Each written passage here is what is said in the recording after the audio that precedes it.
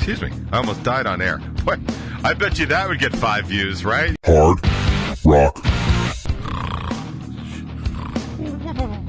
Hard rock. Don't worry, I'm going to take lots of minutes of your time later too, but right now I'm just going to take a couple minutes of your time. Hard rock.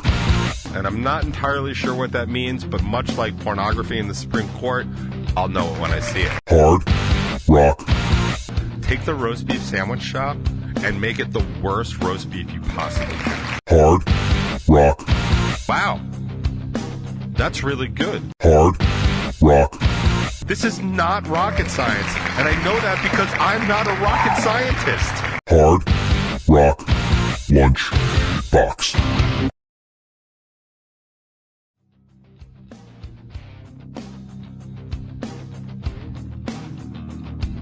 What is up, everybody? Welcome to another edition of the Hard Rock Lunchbox, and of course, the Top 20. If you're watching here on Stranger Hood TV, I'm your host.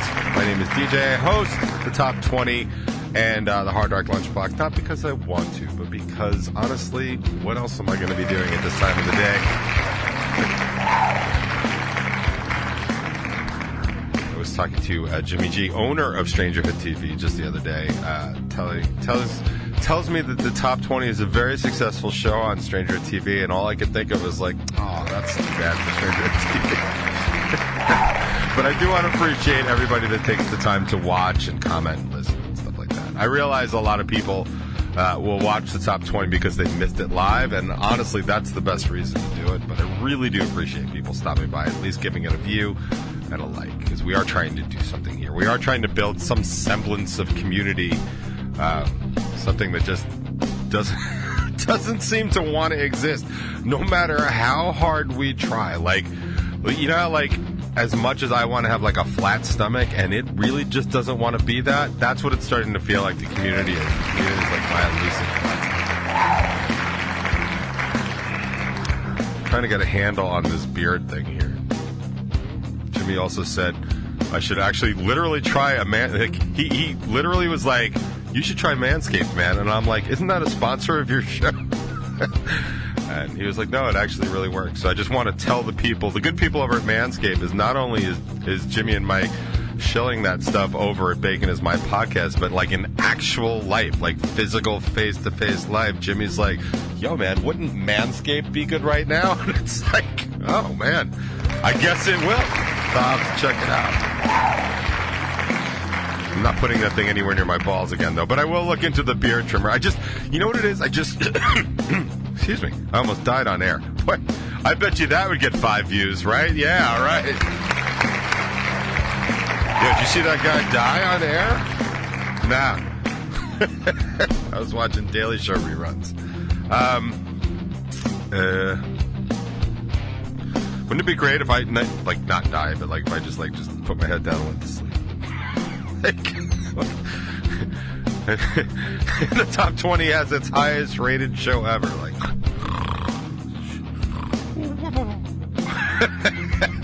17 million views. All right, I'll take it. How do you prepare for the Top 20? Well, what I like to do is I start out by like not sleeping well, and then I usually wake up in the 1 o'clock hour for no reason whatsoever. Then, is it ever too early for a good piss in the middle of the night? Of course not. I'm so tired. I literally was trying to say something in a sentence. My body tried to kill me. Banana guacamole. I don't remember anything I was going to say. Like, it's amazing. Like, one near-death experience, all of a sudden, nothing that's happening on the Top 20 matters. Anyway, I think I was talking about Manscaped and, like, the beard trimmer. So the problem I have with the beard thing, like, I'm going to just take a few minutes of your time. Don't worry. I'm going to take lots of minutes of your time later, too. But right now, I'm just going to take a couple minutes of your time. So the thing with the beard, like, I'm digging it because what it is doing for me on, like, an etherical level is hiding a lot of flaws. Like, you know what I mean? Like, it not only is it hiding some flaws, but it's also adding, like, a little dash of wisdom. Now, I'm smarter than your average bear, and I could probably steal a picnic basket if I needed to. And yes, I did say picnic basket because the correct pronunciation for any bear in Jellystone Park currently. But I feel that as long as I start doing this, and we talked about this, we talked about Sigmund Freud and like how, like, I feel like it makes you appear smarter, like you're actually contemplating something. And I could say outlandish stuff like, well, all of our conspiracy theories were proved correctly and do that, and it looks a little truer. It's not. I mean, conspiracy theories, like some parts of them, like are always rooted in some sort of truth, except of course the flat earth, which is ridiculous. But the best part about conspiracy theorists is as soon as one conspiracy theory has some traction, their immediate go-to is like, well, what else was I right about? Like, you weren't even right about that thing that you just said you were right about, so how about you just settle down? Like, I saw a post from, like, pretty big deal kind of artist talking about how they were right about masks. I've got news for you, pal, or whatever you are now. You weren't. Masks are always useful in social pandemic sort of situations. Can COVID get through masks? Absolutely. Do you know why it can get through masks? Because most people don't wear them properly or wear the right ones. The rednecks that were walking around with old underwear over their forehead, super ineffective at blocking COVID. But, you know, the thing that kind of came anecdotally out of the 2020 lockdowns and the mask wearing and all that other stuff was the simple fact that, like, people barely got the colds and flu. I wonder why that was. If there was something you were wearing over your face and that could have prevented you from getting colds and flus, it was a mask. Also, you can't tell anybody that ever got COVID and shook it off in 2 days that vaccines didn't work. Your conspiracy theories are ridiculous, and what you're jumping on is the bandwagon of experiential data and more information, and of course, there's always going to be outliers. Did the vaccine save everybody? Of course not. Do all vaccines save everybody? Nope. Was there and I saw in the same post, like, yeah, we were right about natural immunity. We were all right about natural immunity. What we didn't want to do is kill off half of America to get there. Like, and now, listen, if you want to talk about where I was wrong as it pertains to COVID, it's there. Like, we really should have killed off. Like, just let, you know, like in just like Chris Porter says, like, you know, I'm not saying we should hunt the stupid, but we should absolutely let them kill themselves, and I'd be totally. But I did not come here to start an issue with that. I came here to talk about stuff on the top 20, and I'm also not going to do that because I'm going to take a couple minutes to talk about the beard. So here's what's going on with the beard in this week's beard update. Wait. That's kind of appropriate.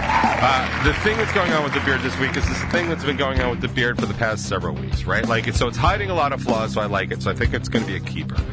I may change my mind come June, July, and August. I don't know yet, but I'm digging it. I'm not so much liking when my beard-mustache combination has hairs that go in my mouth because it constantly feels like hairs from my head are in my mouth, and I've been spending many decades pulling hair out of my mouth from the back of my head, so I don't like that. But I also don't like the sides. The sides tend to very, like they almost pube up, so I don't like that. So I've been shaving them down. So basically what I'm doing is shaving this down, shaving the undercarriage down, and now I just got this big giant mess up front.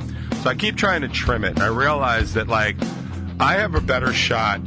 No, actually, Marty McFly has a better shot of trimming this beard. Michael, what the hell's that dude's name? Who played Marty McFly? Chat, where are you? Anybody? Can't remember his name. Not Jason Bateman. That's the other guy. I'm totally drawing a blank. Anybody? Chat leaving me to hang. Look at them. Look at them. Anyway, that guy, the guy that played Marty McFly, he would be better at cutting. This would have been a lot funnier if I remembered his name.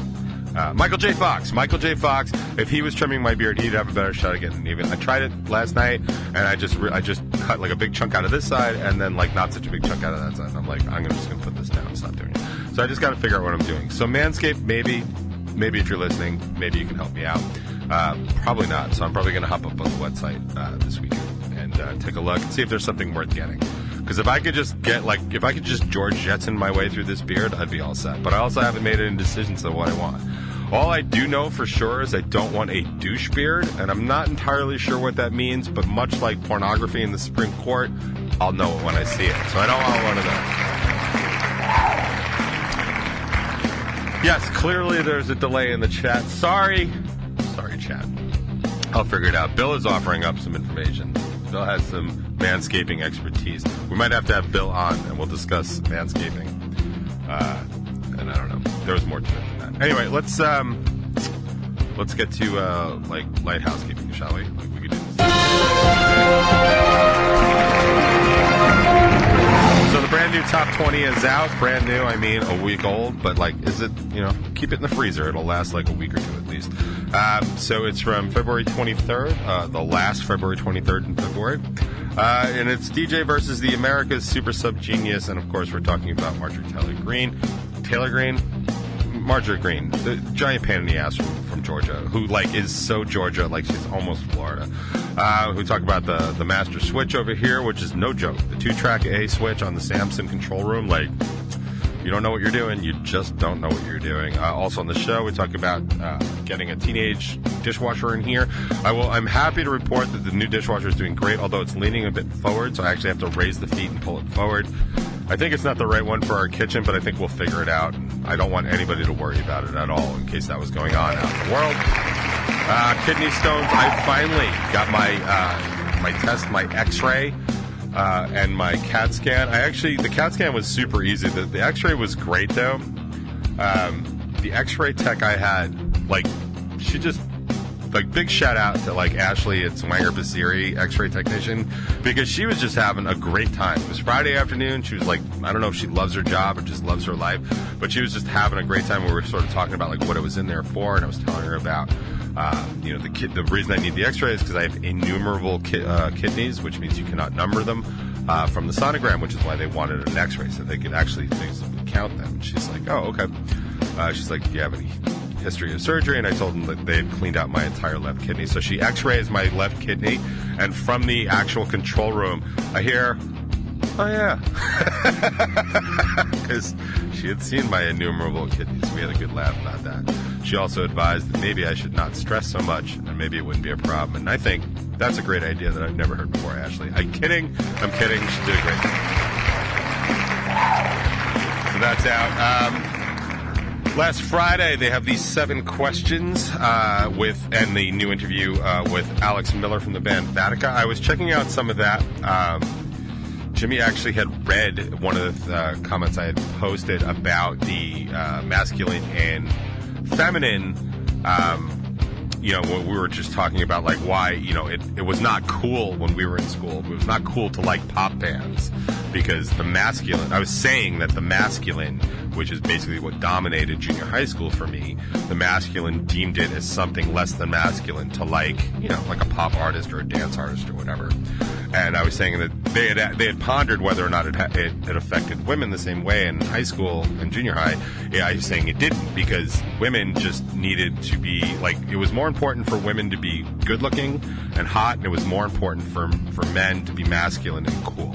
And what Alex from Vatica was saying is that since then that was big definition kind of coming out of World War II. And if you want to see what I had to say about that, just check the comments on the Bacon's My Podcast video with Alex from Vatica, because I did have an addendum to add to that.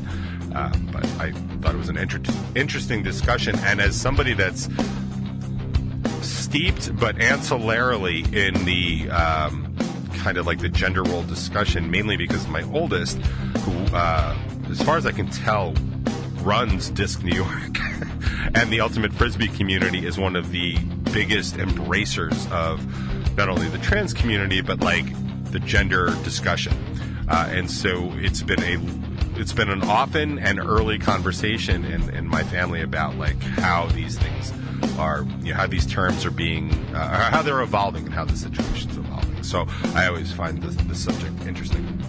But check that out. They have Cooking Disasters is out, Discussion and Drinks. That was last night. I did not get a chance to see that. Programming note, they are going to be on Twitch tonight, and they're going to be on with producer extraordinaire David Caggiano. Feel free to check that out. I have no idea what to expect. I'll also be at rehearsal, so I'm not going to be expecting much in terms of what I get to see, but check it out. We can talk about it on the show if you want, and then blah, blah, blah, all kinds of other stuff. Mikey's got singing. He sings the lines. I did not get a chance to check that out. It's another spin-off of Baking is My Passion, Singing is My Passion, and all that. Also news, Revel 9 has a show tomorrow night. We're going to talk about that during the show because I have some thoughts about like why ticket sales are so low, and honestly, I'm getting to the point now where if I didn't have to go, I don't even know that I would go. So I totally understand where everybody's at. Plus, I have shows coming up. You can't see them here because I'm waving this too fast, but I'm going to save that for another time to talk about that. Because what I do want to talk about is something that came up on another Bacon is My Podcast episode. By the way, I don't know if you guys feel the same way, but I am totally loving the Discussions and Drinks episodes. It's why I like Mikey and Jimmy, so I guess it makes sense to want to hear those discussions because those are the discussions that I have with them. So I'm really enjoying them. I'm glad that they brought them back. And if I'm the only one that likes them, then, you know, that's awesome. But I will tell other people, like, you should watch those too because I find them interesting. I was telling Jimmy that it was funny because they were doing like a Poddex episode, and it morphed its way into like the local music and like how bands treat each other and, you know, how businesses treat bands and all that other stuff. And I was listening on the way home from rehearsal, and I'm actually talking out loud to a YouTube video. And then finally, when I stopped to get gas, I was actually like posting a comment, you know, because I wanted to just weigh in on the conversation. It is the downside of them having a non-live show, but, you know, I can interact on YouTube, and I encourage you to do the same. Conversations there are, you know, pretty good. So have at it, leave comments. But one of the things that we're talking about, and it's something that's very dear to my heart and something I have been talking about for ages, two things actually. One is the quality control aspect that Mikey had brought up about bands, and I'll get to that in a second. The other is about what Jimmy was talking about, which is about how some of these venues, they really don't want to put their money on original music anymore, and I don't blame them at all. And there's reasons for that, but I'm seeing it everywhere. It's not just Long Island. It's certainly regional. I don't know about the Midwest because I don't have any contacts or feelers out there anymore. They've long since dried up. But regionally, at least, I know that like even our beloved Jersey Shore Festival does not appear to be happening again. And probably won't actually at this point since it's been so long, because those venues do not want to take a chance on original music because people are not supporting original music.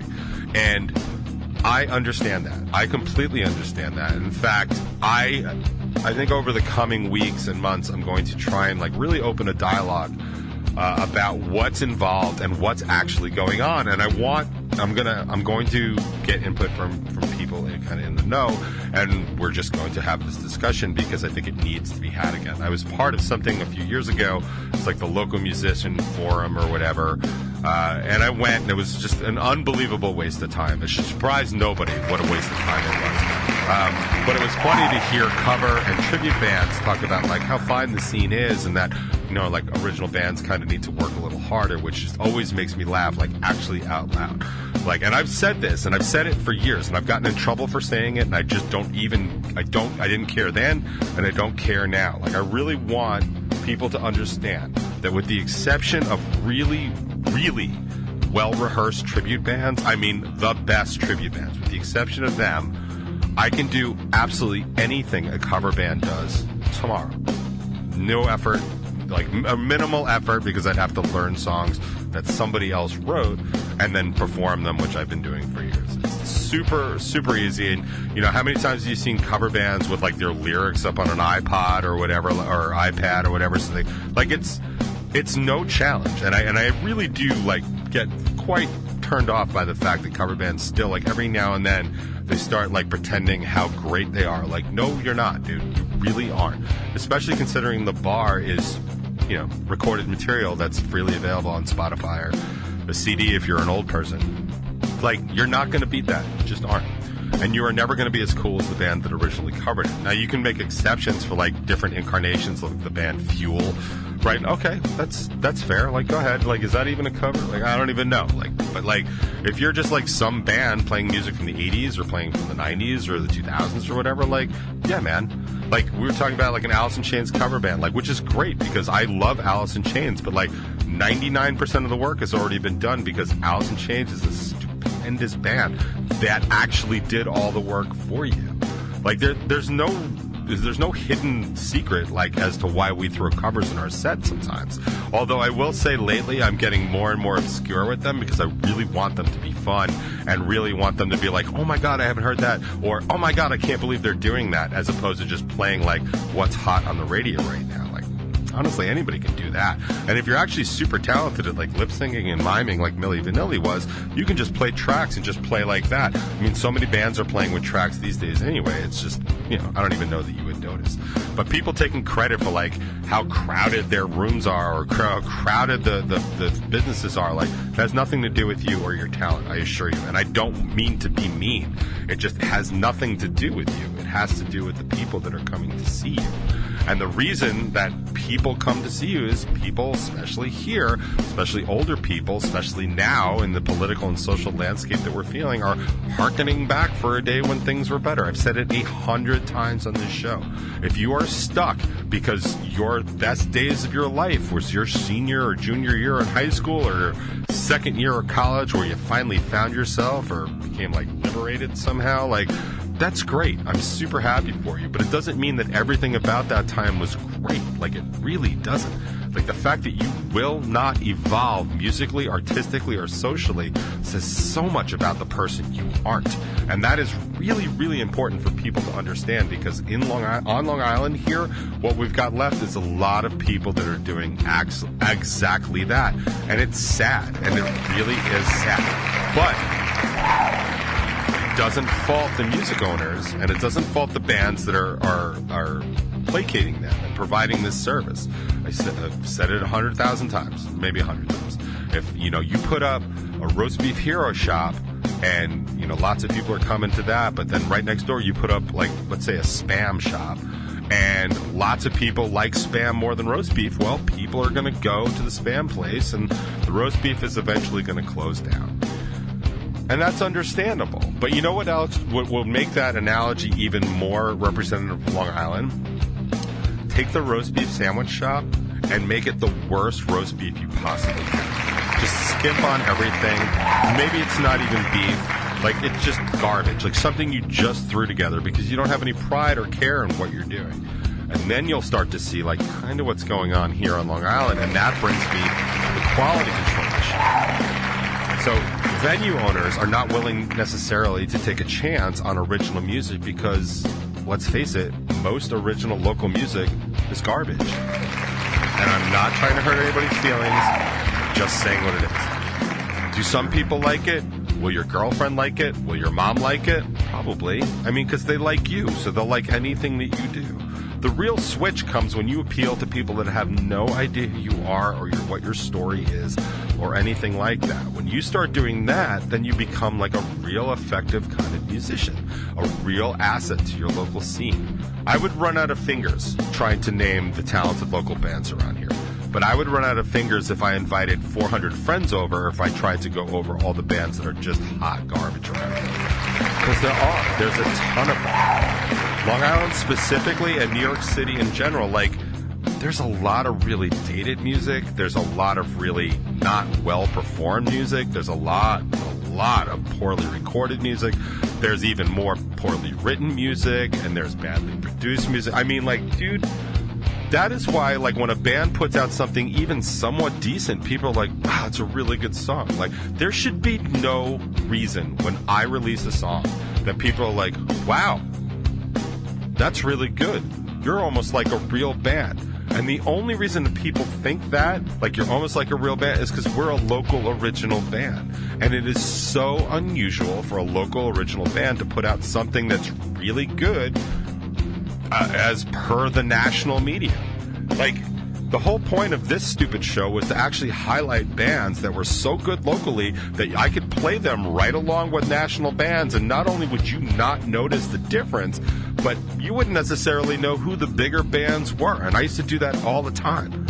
I can't do that anymore. There just aren't enough good bands putting out enough good material.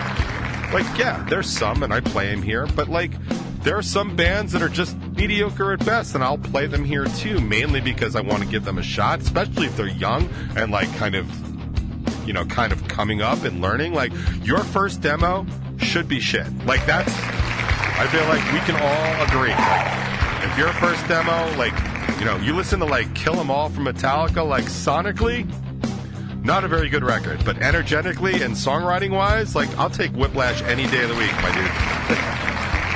So, like, we have a problem, right? Because we have a substandard product that we're trying to sell, and venue owners are like, I can't sell that to people that want to hear Stone Temple Pilots or Alice in Chains or anything from the 90s like Soundgarden and Linkin Park. Like, do you have any idea how hard it is to compete with a band like Linkin Park? Yeah, it's next to impossible, which is why they're one of the best bands ever. It doesn't mean that all the other bands are shit. They just happen to be one of the better bands ever. So if you're a cover band covering that and you're playing to an audience of 50 people that just can't get enough of Hybrid Theory, even though it's been 500 years since it came out, man, it's a no-brainer which way to go, right? Like, you need to pack your club and your venue, and you want them to come in, you want them to order drinks, and you're going to upsell the drinks by an extra couple bucks. Like, dude, I totally get it. The only downside to that is you're not really building on anything. Like, those people that you're playing for are going to die. They're going to die out, and they're going to stop going to clubs. That's why the younger, like East Coast Collective bands are kind of doing okay, because young people are still going to see that. But by young people, I mean people that can afford to live here. And by young people that can afford to live here, I mean people living in their parents' house. They're going to move out eventually, and it's not going to be here. So what are you going to do? You're going to end up closing your doors because you didn't cultivate any more people coming in. Now, what you could do, and what I've been advocating for years, is have some quality control at your venue. Make sure, like when I was a young teenager, you could just go to, like Hammerheads or February's or Sundance. Well, Sundance was closed already, but like that kind of stuff, and just know there was going to be good music because they only booked good bands. And yes, music is subjective, and we can keep talking about that for sure. But like, there's objectively some bands that just aren't good. They're not prepared, they don't promote, they're not interested in doing the show, they're just doing it because they can. And that's not necessarily a reason to have a band on. You want somebody that inspires you or electrifies somebody, not just their 5 best friends. And that's how you kill a music scene, by constantly pumping in garbage. People are just not going to be able to, and honestly, people are too lazy to sift the good stuff out of that garbage. I know I am. Like, I keep trying to find good local bands. Like, I put calls out all the time. They just aren't out there. They're just not. Very few bands are putting out any good material anymore, and I don't know what the reason is. Like, I would be embarrassed to put out some of the music that I've been getting over the past, say, 2 years. I'd be embarrassed. And wouldn't. Like, at this point, my demos, like my rough first idea demos, are better than a lot of the recordings I'm getting. And that's not just me saying it. Like, you can hear it. It's objectively true. And I don't know why that is, but I wish it would stop because it's ruining everything. So you have bands that are just putting shit up against the wall day after day. Venue owners that just can't put people in clubs because the music that they're putting on is based on the number of friends that they have and not necessarily the music that they have. So people that are there are just walking out if they're not friends with the bands, instead of cultivating something bigger. Like whenever we build like a sandbox show and people come at 7:30 and they stay till 2 in the morning because they at least like one song from every single band on the bill because they're all talented bands. Like, I'm not saying that's the only way to do it. I'm saying it is a way to do it. And I'm also saying that I don't see anybody else doing that. No venues are doing that anymore. Like, it's just bananas and ridiculous that, like, nobody can see any of the big picture of what's going on here. Like, somebody needs to sort of step up, stand up, and start running these things. Have a club that only has shows on Thursday, Friday, and Saturday. Friday and Saturday are your best bands. Thursdays are the bands that, like, let's give you a shot and see if you suck. If you suck, don't bother coming back Friday and Saturday. But if you want to be part of this scene that we're doing, like, let's see your ass down here once in a while. Like, let's check out the other bands. And other bands will know that this is where the best bands in the region are going to be playing. So that's where they're going to go and spend their time to see what other bands are doing. Like, this is not rocket science. And I know that because I'm not a rocket scientist. I am somebody that apparently has absolutely no sense of time. So I'm going to shut up now because it's now officially the top 30. And I apologize for that. I'll apologize the best way I know how. How about a little day to remember? They were a local band once, and they were awesome at it.